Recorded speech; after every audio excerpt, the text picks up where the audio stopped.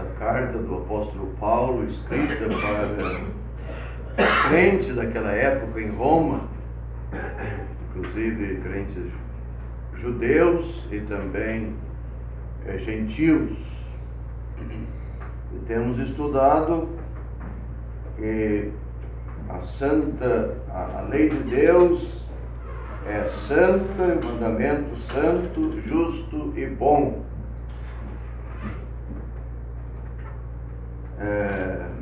Mas Paulo mostra aqui que a lei de Deus é coisa boa que Deus deu. Mostra aquilo que Deus exige e o homem está muito aquém, está muito longe e perante a lei de Deus ele fica condenado. Mas o versículo 25 para mim é um versículo muito precioso. Como outro, ele disse: onde o pecado abundou, superabundou a graça. Se não fosse a graça e a misericórdia de Deus, se não fosse o valor da morte do Senhor Jesus Cristo, o mundo, o pecador, ia ficar condenado para o inferno. Mas ele disse: dou graças a Deus por Jesus Cristo, nosso Senhor. E não é diferente hoje conosco. O crente só pode dar graças a Deus por nosso Senhor Jesus Cristo. Perante a lei, o pecador fica desenganado, está condenado. Mas no Senhor Jesus Cristo encontramos perdão, salvação, justificação, santificação.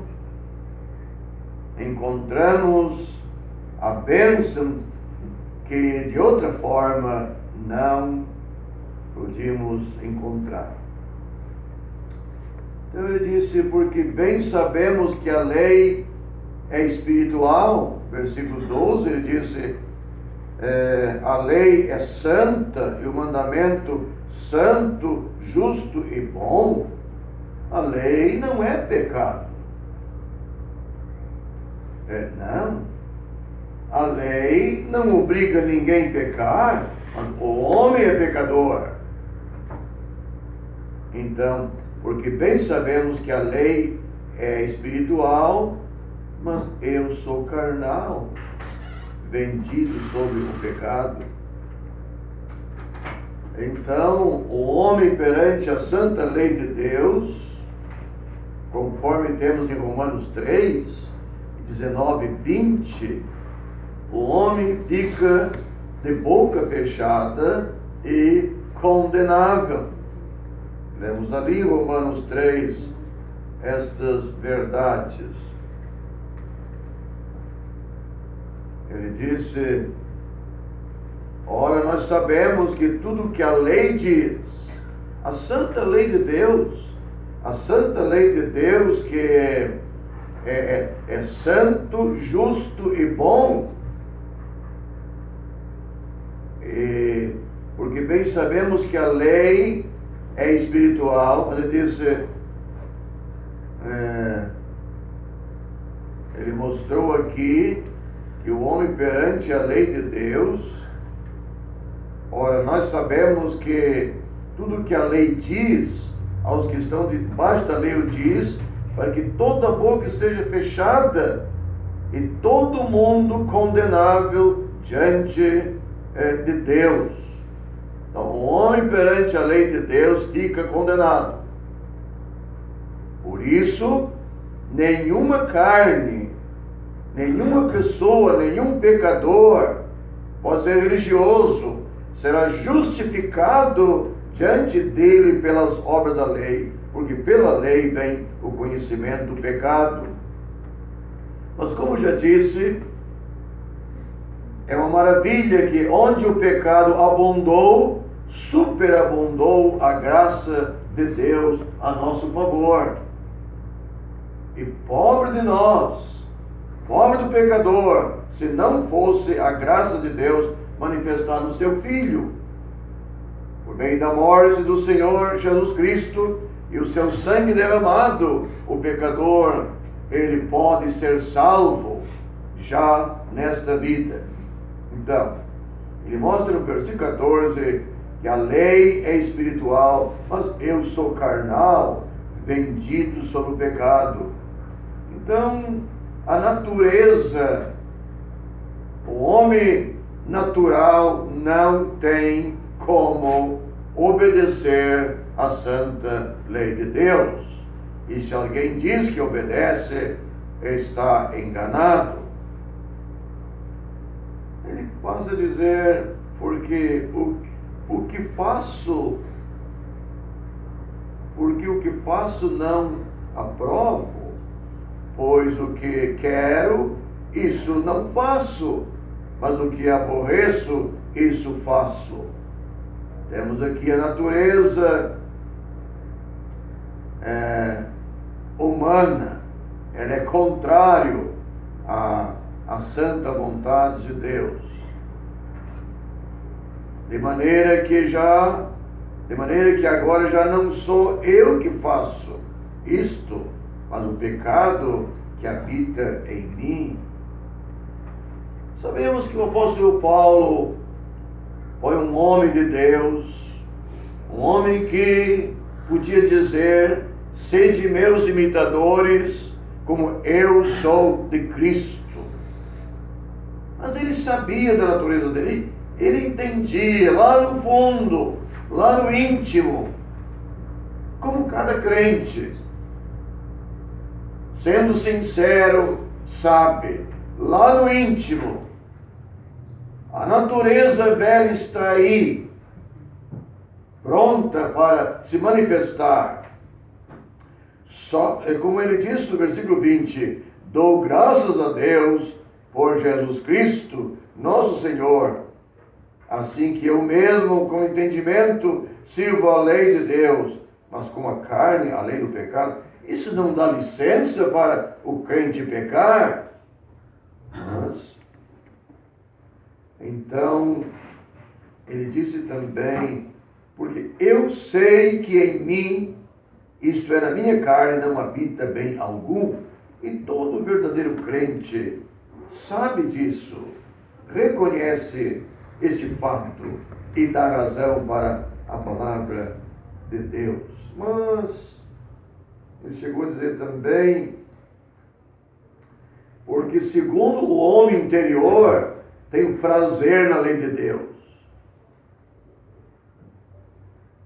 mas vejo nos meus membros outra lei que batalha contra a lei do meu entendimento. E assim, miserável homem que eu sou, quem me livrará do corpo desta morte?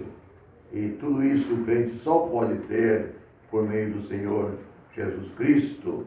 Libertação, salvação, perdão, justificação e santificação pelo valor da sua morte e o seu sangue derramado. Então vamos começar no versículo 14, vamos pensar. Se alguém tem mais alguma coisa para dizer, pode falar. O assunto parece não tão fácil, mas temos aqui. Talvez o que já estudamos no início, os primeiros 6 versículos, né, deve nos ajudar a entender o restante, onde ele mostra que o crente não está mais debaixo da lei. A partir do versículo 7 até versículo 25, ele mostra a lei em relação a um pecador perdido, como ela identifica, mas ele também está mesclando com o assunto a experiência que só um crente pode sentir, saber.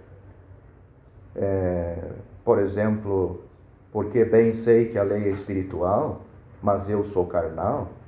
Nenhum pecador está dizendo isto. ele acha que é bom e pode guardar a lei. Então essa é só a experiência de uma pessoa verdadeiramente salva. Não significa que é a experiência do apóstolo, né? Porque ele pode estar na sua própria experiência, talvez, que já aconteceu e sentiu, e como um homem de Deus, e como um homem inspirado por Deus, e ele vai seguindo. Se ficássemos só com este capítulo, sem ter o capítulo 8, talvez íamos ficar em desespero, somente no clamor: quem me livrará do corpo dessa morte? Dou graças por Jesus Cristo, nosso Senhor, mas também não responde tudo. Jesus Cristo, nosso Senhor, não nos levou para o céu, Ele nos salva. Mas, no capítulo 8, ele vai apresentar a força que está na pessoa salva para vencer esta natureza que está nele. Ele já mostrou nos primeiros versículos que o crente, versículo 4, também vós estáis mortos para a lei pelo corpo de Cristo. Então, o versículo 15, 16 que estamos estudando, né, onde ele apresenta este conflito, na realidade ele está mostrando só o conflito. Mas, versículo 4, ele está dizendo: olha, o crente está morto para a lei. Ela tem muita coisa para condenar, mas ele morreu com Cristo na hora da salvação, foi identificado com Cristo, ressuscitou com Cristo. Então, capítulo 8 vai completar.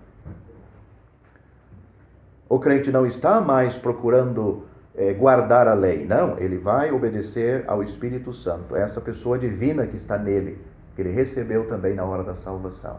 Então ele vai mostrar, capítulo 8, que vamos chegar lá, esta força que está nele.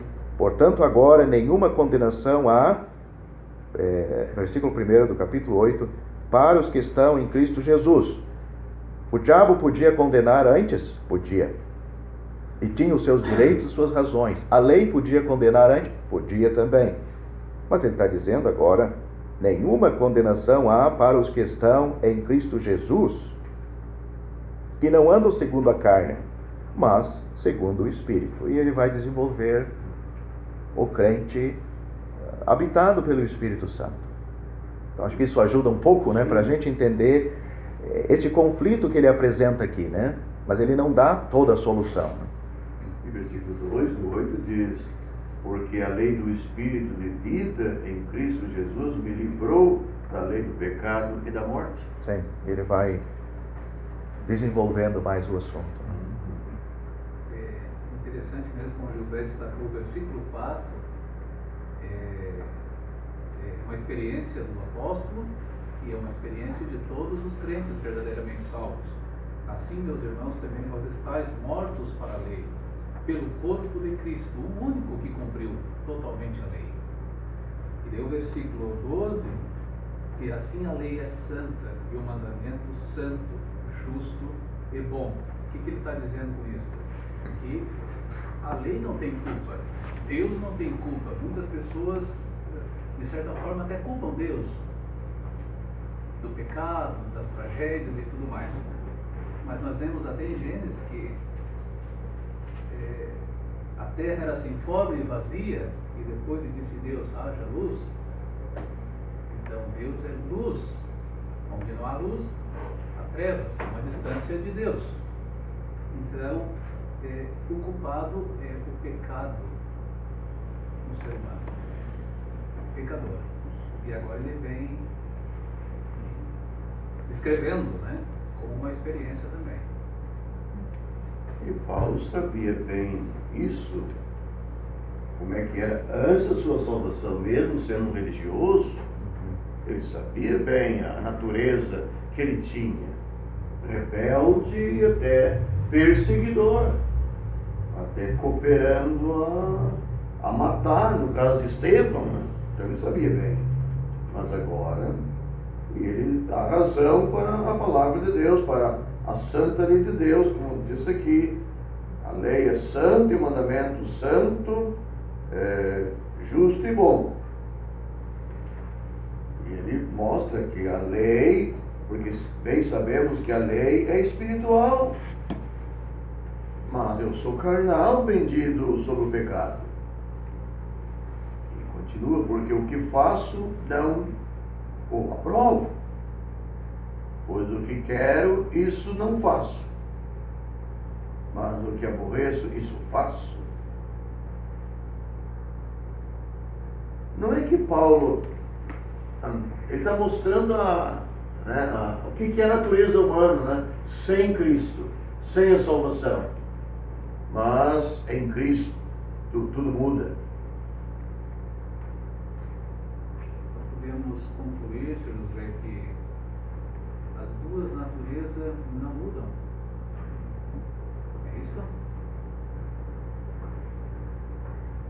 Sim. O crente tem a velha está aí, no seu devido lugar, né? Ele tem a nova. Se alguém está em Cristo, nova criatura é. O crente, os salvos, tem a verdadeira vida que recebeu de Cristo, quando recebeu Cristo como seu Salvador. Nasceu de novo, é uma nova criatura. Sim. Este versículo também mostra a distância que está o ser humano da lei, né? Ele diz, eu sou carnal e a lei é espiritual. Então é uma distância como Deus do pecador, porque a lei é de Deus. É o caráter de Deus, mostra a santidade de Deus, o padrão de Deus. Mas a pergunta é, então, por que Deus deu a lei, né? Se nós não podemos guardar, o problema era que o pecador não sabia que ele era pecador. Como hoje, tem alguns errinhos, mas não a ponto de Deus me lançar no inferno. Isto está explicado no versículo 14, não é só aqui, tem outros, né? Porque bem sabemos que a lei, versículo 13, né? Logo tornou-se o bem em mal, em morte. Quer dizer, o bem da lei se tornou em morte de modo nenhum, mas o pecado, para que se mostrasse pecado, como realmente Deus vê, operou em mim a morte pelo bem da lei, né? A fim de que, pelo mandamento, o pecado se fizesse excessivamente maligno. Deus queria revelar para o homem o que realmente era o pecado, porque ele sabe, não era para mostrar para Deus que nós somos pecadores, é para mostrar para nós, né? Esse é o objetivo. Então, o versículo 14 está mostrando, Paulo, ele chega à conclusão, a distância que está, não pode haver conciliação, é impossível. E outros versículos nos mostram que a lei serviu de aio, então não era só para mostrar o pecado no pecador, excessivamente maligno, mas também como mostrar alguém que é perfeito, alguém que podia nos salvar, alguém que veio para nos salvar. Paulo mesmo ensinou nesse livro, né? Que a lei veio para mostrar o que Deus via no homem, o seu pecado. Tiago fala a lei como um espelho, né? Que o espelho mostra a nossa sujeira, né? Mas o espelho não tira o pecado, precisa de água, outra coisa para tirar o pecado. Então a santa lei de Deus, ela é boa, ela é santa, ela é espiritual, ela mostra o que está aí no homem, pecado. Mas não tem ninguém que pode guardar a lei. Mas o pecador é salvo pelo precioso sangue de Cristo. Alguém que, podemos dizer, cumpriu a lei. Ele satisfez toda a exigência da santa lei de Deus em Cristo. E o verdadeiro cristão, a pessoa salva, está abrigada em Cristo, morta, né? Morreu para a lei. Você ia dizer uma coisa? Não, eu estava lembrando do ministério do seu Lincoln, o que nós merecíamos, o inferno. É isso. Isso era bem claro para o apóstolo Paulo, que Sim. era o que ele estava falando, né? A carne dele. Se ele estava lembrando daquele tempo que ele perseguia os cristãos para matar, que ele perseguia o próprio Senhor. Então, compreendemos, hoje nós compreendemos que o que nós merecemos, os nossos méritos, é o inferno. O mundo está cheio de direitos, suas razões. Quem vai concordar? Mas eu não mereço o inferno. Mas a Bíblia diz que merece. É isso que nós merecemos, por causa do nosso pecado. Pode ser que não matamos, não roubamos, mas não andamos aí viciados, mas viemos ao mundo como natureza pecaminosa. E com essa natureza não pode, Cristo diz, entrar no reino de Deus. Precisa de um novo nascimento. Precisa da salvação da alma. Isto é na base da morte e o sangue de Cristo derramado na cruz. Paulo, escrevendo aos Coríntios, pensando no conhecimento que ele tinha da lei antes da sua conversão, e agora convertido, salvo, 2 Coríntios capítulo 3, versículo 15, se referindo a eles, que eles continuam ainda, e até hoje, quando é lido Moisés, o véu está posto sobre o coração deles. Mas quando se converterem ao Senhor, então o véu se tirará. Ora, o Senhor é Espírito, e onde está o Espírito do Senhor, aí há liberdade. Sim. Para eles isso ainda está encoberto ainda.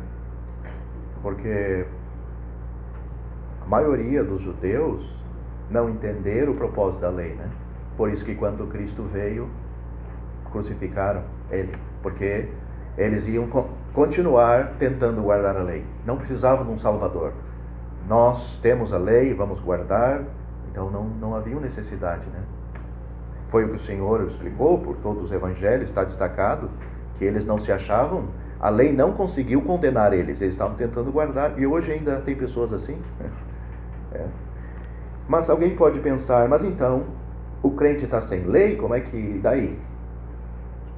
Por isso que as igrejas fazem uma norma, daí a norma da igreja, daí passa 5, 10 anos, ela renova, libera, porque sempre libera, nunca proíbe nada, mas libera mais coisa. Como é que isso funciona? Capítulo 8, versículo 2 vai mostrar. Porque a lei do Espírito de vida, agora não é a lei dos 10 mandamentos, né? Diz aqui a lei do Espírito de vida. É o Espírito Santo que governa o crente, não é dogmas da igreja, não é o pastor, não é os mandamentos da igreja. Ele não troca de igreja porque lá tem outro tipo de ordenanças. Não. A vida, como diz aqui, está nele, o Espírito de vida. Então, o Espírito vai guiar essa pessoa. As pessoas desconhecem isto, e até o mundo religioso desconhece, não sabe como, se não é cheio de regras e normas, ninguém segura o povo. Mas isto não é o crente, né? Porque não olham para a palavra de Deus, né? O homem, qualquer ser humano, precisa de Cristo. Precisa de Cristo. Cristo disse, aonde estiver 2 ou 3 reunidos em meu nome, ali eu estou no meio dele. Nós precisamos de Cristo. O seu povo se reúne em torno dele, em torno da sua palavra. As pessoas querem seguir uma determinada igreja.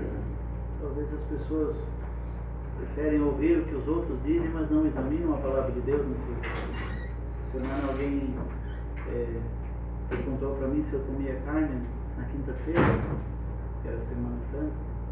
Aí eu disse que tem mal nisso. Mas quinta-feira santa, sexta-feira santa não pode comer carne. É relacionado ao jejum do Senhor Jesus Cristo, né? Aí eu disse para ela, se estiver escrito dentro da palavra de Deus que eu estou proibido de comer carne hoje, eu vou fazer a vontade de Deus, mas não está escrito. Aí eu disse, então teria que fazer aquele jejum do Senhor, 40 dias e 40 noites. Ela disse, eu não posso, não consigo. Eu disse, mas ninguém consegue. E aí o esposo dela prontamente disse que as pessoas preferem acreditar no que os outros dizem mas não examinam a palavra de Deus. É uma pessoa que não é salva, está ouvindo um pouco o Evangelho, mas é uma verdade. Sim. Mas isso que não come carne não faz, eles come peixe. Mas outras coisas. coitado, né? Quer dizer, Meio para vender peixe. Né? Mas a gente vê a cegueira do homem. Não examinam a palavra de Deus para ver realmente o que é aquele dia, o que é aquela data, se é verdadeiro o que está sendo feito. Não pode comer carne, pode brigar, pode beber, se embriagar, tantas outras coisas naquele dia, tudo bobagem. Mas tudo isso começa com a salvação, né? Sim. Não adianta a pessoa tentar achar o Espírito Santo dentro dela, clamar pelo Espírito Santo, pedir, se realmente ela nunca nasceu de novo, né? Começa com o novo nascimento, a salvação. Aí Deus dá um pacote completo para este que agora é filho, né? Esse é o começo de tudo, o novo nascimento. O Sr. Henrique batia bastante nessa tecla, do novo nascimento. Se não tem isso aí, pode fazer uma lavagem, não adianta. Cristo foi bem franco para Nicodemos, aquele que não nasceu de novo, não pode entrar, não pode ver o reino de Deus. Começa aí. Então, versículo 16, e se faço o que não quero, consinto com a lei que é boa. De maneira que agora já não sou eu que faço isso, mas o pecado que habita em mim.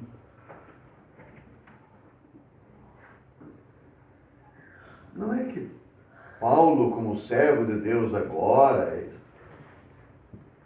pecador, verdadeiramente salvo, né? Mas está mostrando o que é a natureza humana, a natureza pecadora. E ele está mostrando que agora existe um desejo de fazer o bem. O pecador nunca tem esse desejo, né? Ele tenta fazer o que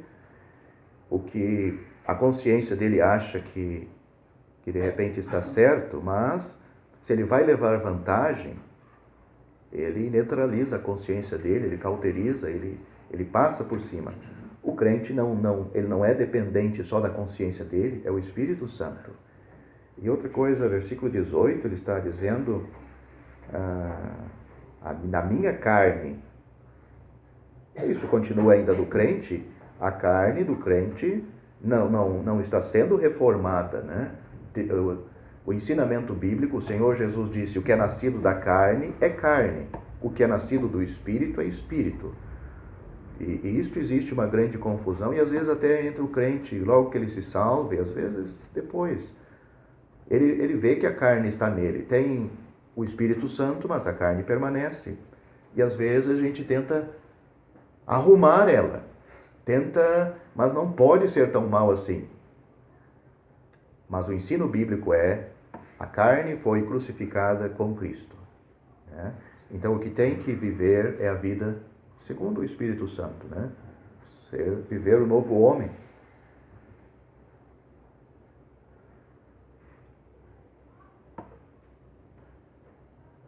Em Romanos capítulo 3, versículo 10, diz que como está escrito, não há um justo, nenhum sequer. O versículo 20 diz, por isso nenhuma carne será justificada diante dele pelas obras da lei, porque pela lei vem o conhecimento do pecado. Né? Você citou mundos que querem fazer coisas boas, fazem coisas boas com aquele pensamento de descontar algumas coisas ruins que fazem, né? Mas não é assim que a Bíblia ensina, né? Não tem as coisas melhores que o homem pode fazer é comparado com o tráfico da imundícia. Mesmo as obras boas, obras de justiça, né? Porque eu sei que mim será a minha carne. A carne não está falando dessa carne palpável aqui, mas da natureza, né? A natureza estragada do ser humano. Versículo 19, porque não faço o bem que quero, mas o mal que não quero, esse faço. Então,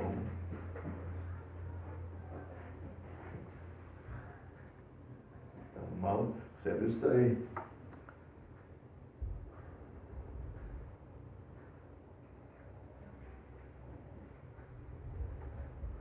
Ora, se eu faço o que não quero,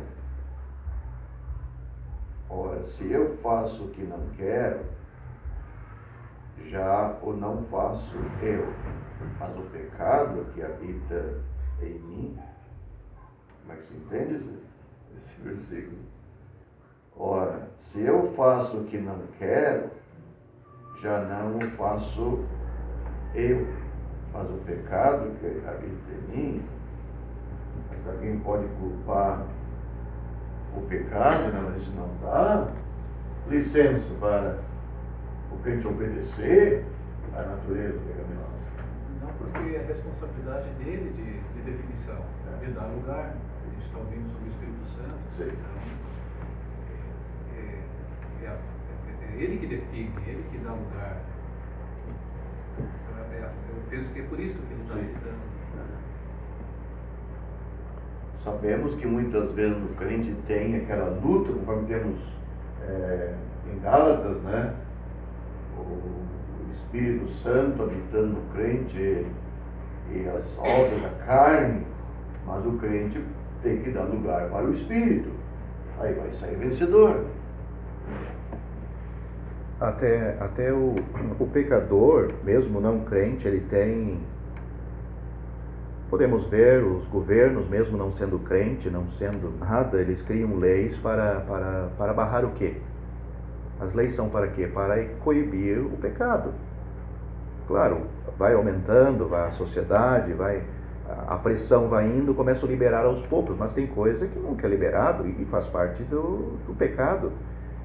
Nós vemos isto quando Deus falou com Caim, em relação ao sacrifício, e aquele sacrifício que ele ofereceu, que Deus não aceitou, nem ele. Então Deus está dizendo para ele: se bem fizeres, não haverá aceitação para ti, e se não fizeres o bem, como o irmão dele tinha feito, né? O pecado jaz à porta. Quer dizer, a natureza dele, a natureza está aí. E para ti será o seu desejo. Quer dizer, o desejo deste pecado está sobre ti. E sobre ele dominarás. Quer dizer, Deus está dizendo: olha, Caim, o pecado está aí à porta. Tu pode fazer o bem. E a ti compete dominar esta natureza que está em ti. Você tem que fazer o certo. Então Deus estava não passando a mão por cima deles. Vocês erraram, vocês têm essa natureza que não consegue controlar, é uma coisa incontrolável. Deus está responsabilizando aquele pecador também pelos seus atos. Ele diz: a ti compete dominar essa natureza que está em ti.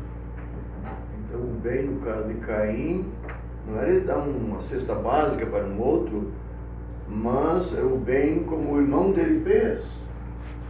O que o irmão dele fez? Reconheceu que era um pecador e levou aquela vítima para morrer no lugar dele. Aquilo agradou a Deus. Precisava de um substituto, uma outra vida tomando o lugar dele, que prefigurava Cristo, né? No nosso lugar. Porque pessoas lendo sem compreender, então tem que fazer o bem para o próximo, né? Sim, mas ele já é um pecador por natureza. Qual foi o bem que o Abel fez? Só lemos do sacrifício que ele ofereceu a Deus e Deus aceitou. Aquele sacrifício estava mostrando que Abel compreendeu que ele era um pecador e que alguém precisava morrer no lugar dele. No nosso caso hoje também. Somos pecadores e precisou alguém morrer para nos salvar, que é Cristo.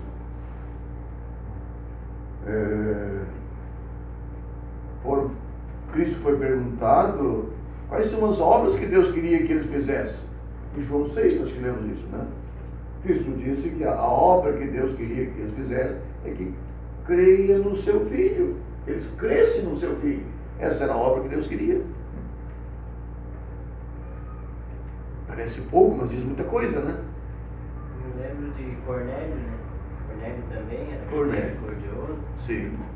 uma esmola, tudo, e precisou da salvação. Precisou. Não foi pela... Precisou de Cristo. E Pedro falou para ele, pregou para ele de Cristo. Mostrou para ele que ele precisava. Mesmo sendo um homem generoso, esmola, orava, toda essa coisa, mas ele ouviu através de Pedro que ele precisava de arrependimento e fé no Senhor Jesus Cristo para a salvação.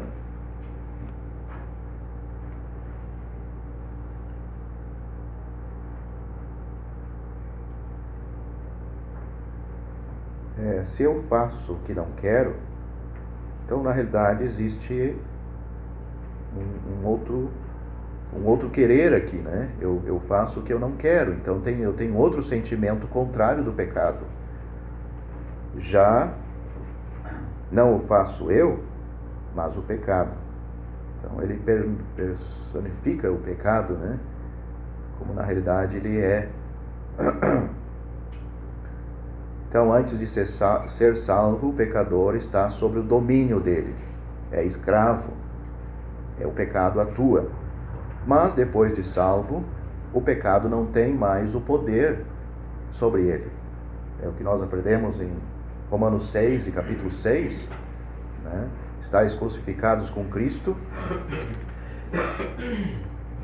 para que o corpo do pecado seja desfeito, a fim de que não sirvamos mais o pecado. Então não precisamos mais servir o pecado, é o que o capítulo 6 mostra.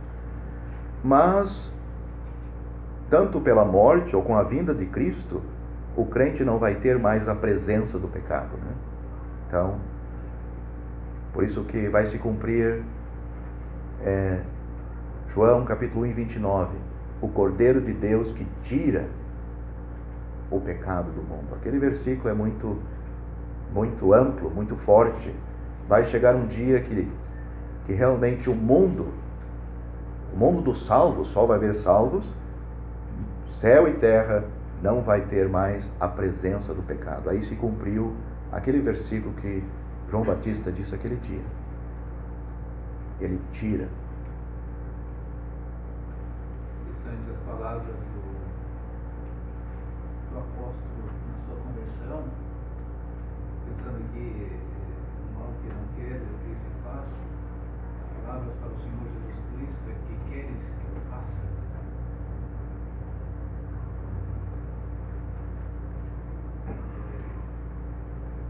Isso é uma verdadeira salvação.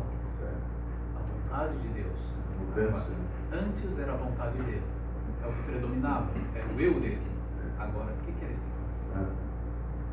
Agora é a vontade de Deus. Então as pessoas confundem isso, né? Eu tenho fé em Deus, eu tenho fé em Jesus, se escuta muito isso. Mas vai para o céu? Não, estou indo para o céu. Mas confiado em quem? Eu sou uma pessoa boa, eu ajudo os outros, eu ajudo o próximo, eu dou esmolas. Então você está confiado em si. No eu? Não, em Deus. Não no Senhor Jesus Cristo. Simples, uma explicação simples, mas é isso. O que queres que faça? É o que o fariseu em Lucas 18 fazia, né? A gente nota, conversando com as pessoas, que apresentam essas coisas assim e falam da igreja, falam do batismo. E quando a gente fala, mas a Bíblia diz que é pela fé, crer no Senhor Jesus. Mas sim, isso eu sei, claro. Fé em Jesus é o que mais tenho. Pois é, mas daí ele não apresentou isso. Mas eu já sabia, é o que a gente ouve. Sim, fé em Jesus, mas isso é o que não sabe. Pois é, mas ele não apresentou isso. Por quê? Na realidade, ele nunca teve a fé verdadeira que descansou em Cristo para a salvação.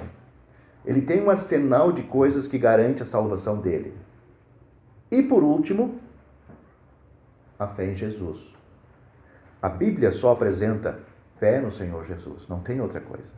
Não sei, os irmãos já devem ter visto isso, né? Sim. Esses dias eu presenciei, tinha 2 irmãos falando com uma senhora e ela mostrou um monte de coisa sobre a razão da salvação dela. Nunca mostrou nem seus pecados, arrependimento, nem fé em Cristo. Quando foi falado que esse era o caminho, não, mas isso aí é o que eu tenho. Eu sempre tive, isso faz tempo, quantos anos? Mas por que não se apresenta isto primeiro? E só isto? Porque não tem. Isto é um rótulo, é um bonito rótulo, mas não tem. Cada crente, ele vai mostrar somente isto. É só ele me salvou, eu confiei nele. Se a coisa falhar lá, eu estou perdido, porque outro jeito, e como não vai falhar, é seguro. Então a fé é no Senhor Jesus. Aquele verdadeiro encontro, né? O pecador descansou nele. Único e exclusivo.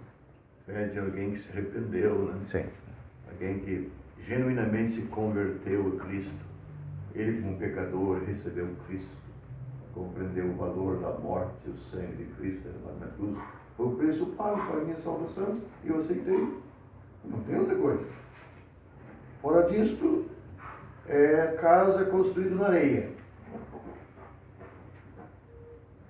Esta fé nos faz lembrar do apóstolo Paulo, dizendo que ele era o pior dos pecadores. Compreendemos isso.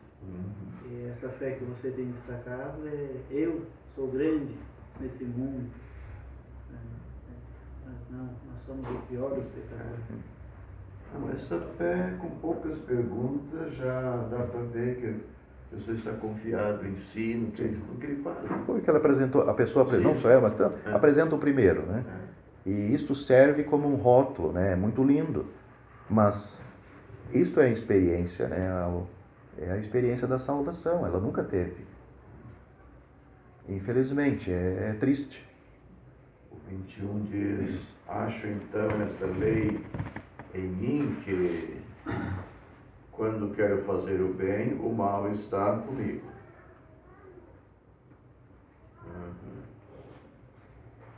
Acho então essa lei em mim que, quando quero fazer o bem, o mal está comigo.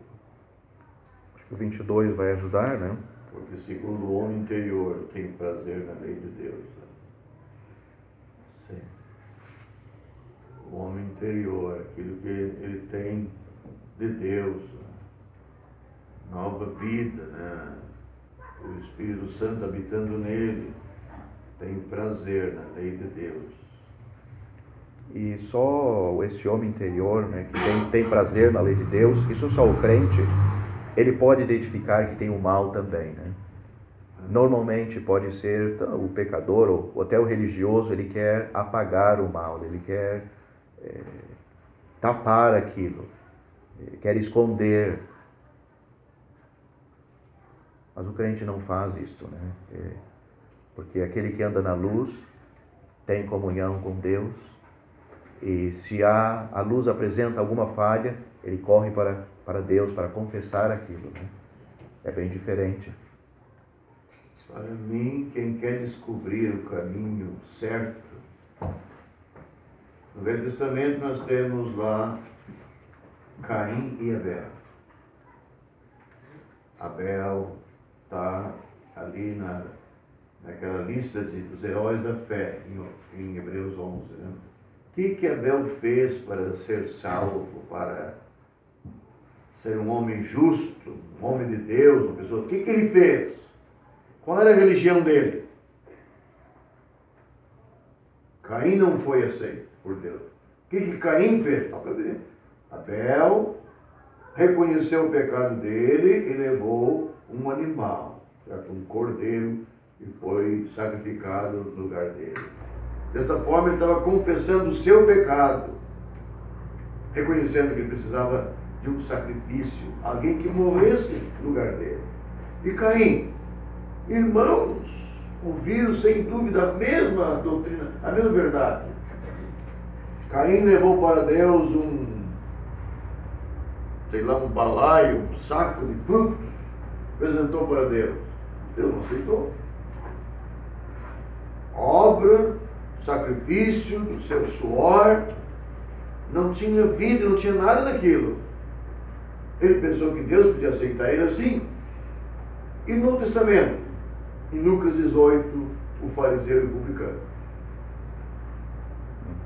fariseu, ó Deus. Os dois entraram no templo. Ó Deus, graças te dou. Porque não sou como os demais homens. Mas quem que disse para ele que ele era diferente? Era tão pecador como qualquer outro. Mas ele achou, eu não sou como os demais homens, eu faço isso, eu faço aquilo, fazia tanta coisa. E o publicano? O fariseu não foi salvo, não foi justificado. Foi Cristo quem falou. E o publicano? Entrou de cabeça baixa. Ó Deus, tem misericórdia de mim, o pecador. Cristo diz, este desceu salvo para a sua casa, justificado. Havia naquela hora lá um sacrifício no templo, a favor daquele pobre pecador. Então o caminho hoje é o mesmo. Quem é que vai se salvar? Aquele pecador arrependido sinceramente de coração, compreendendo que seu pecado vai levar sua alma para o inferno. Obra não salva, dinheiro não salva, dízimo não salva, batismo não salva, igreja não salva. Quem então que salva? A morte e o sangue de Cristo salva. E eu, como pecador, depositando a minha fé nele, a Bíblia diz, quem crê nele não é condenado. O sangue de Jesus Cristo, seu Filho, nos purifica de todo o pecado. Esse é o pecador que se salva. Não lembro nada de igreja e de religião.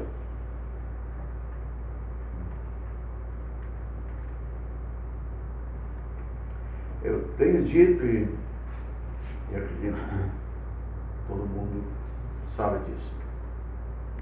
Se religião, igrejas se melhorasse, o mundo estava bem melhor. Nunca teve tanta religião como tem hoje, e o mundo está cada vez pior. Não tem religião sem salvação, sem arrependimento, sem real conversão. Não tem. Em meio a tudo isso existe os verdadeiros convertidos, os verdadeiros salvos por Cristo. O próprio Senhor Jesus Cristo disse que era para apresentar a salvação que ele preparou, Cristo crucificado. E por todo mundo pregar o Evangelho a toda a vida. Aquele que crê, este será salvo.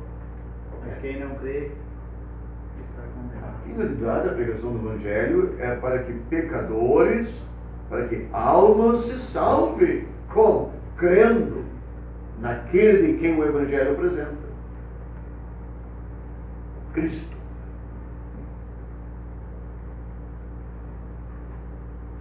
Terminamos hoje. Porque então, versículo 23, o que temos ali? Mas vejo nos meus membros uma outra lei que batalha contra a lei do meu entendimento e me prende debaixo da lei do pecado que está nos meus membros. Como se explica isso aí? Mas vejo nos meus membros outra lei que batalha contra a lei do meu entendimento.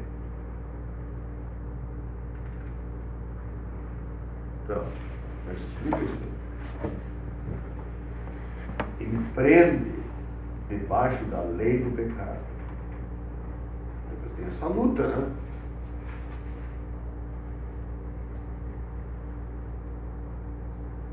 24 ele diz, né, seu Deus, miserável homem que eu sou. Quem me livrará do corpo dessa morte? Conclusão dele. E aí tem a resposta do versículo 25.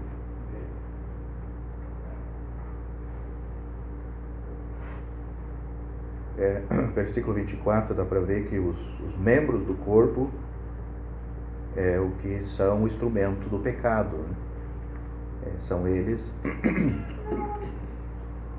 pode ser a mente, pode ser os pés, as mãos, a boca, os ouvidos, os olhos. O pecado que está nos meus membros. Na realidade, ele está personificando o pecado, né? Porque se nós olhar para as mãos, não vamos ver o pecado, nem se tirar um raio-x aqui, nem botar a língua para... Mas o que é? O que a mão faz, o que a língua faz, o que a mente faz, o que os olhos querem ver e ouvir, mostram que os nossos membros é um instrumento do pecado. Sem a conversão, sem a salvação. Mas agora tem outra coisa aqui, porque contra a lei do meu entendimento, quer dizer, o entendimento dele já alcançou uma revelação diferente. Essas coisas estão erradas. Mas e agora, o que vamos fazer? Eu não tenho força. É a conclusão que ele chega. Miserável homem que sou, quem me livrará do corpo desta morte? Este corpo que só vai produzir morte, porque o salário do pecado é a morte, né? Então este corpo está trabalhando para o fim. Quem vai me livrar? Dou graças a Deus por Jesus Cristo.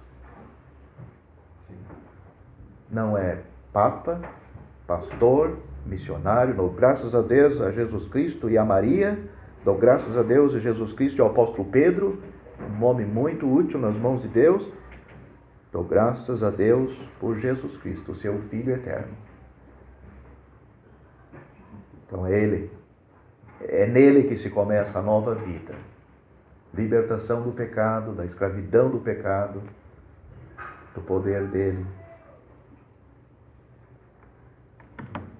Ele explica, dou graças a Deus por Jesus Cristo, nosso Senhor. Então, tudo que o pecador pode adquirir se encontra em Cristo, né?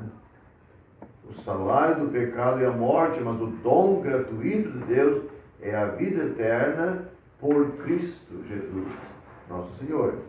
Assim que eu mesmo, com entendimento, sirvo a lei de Deus, mas como a carne a lei do pecado. Não é que ele andava praticando essas coisas, mas antes da salvação é assim que ele andava.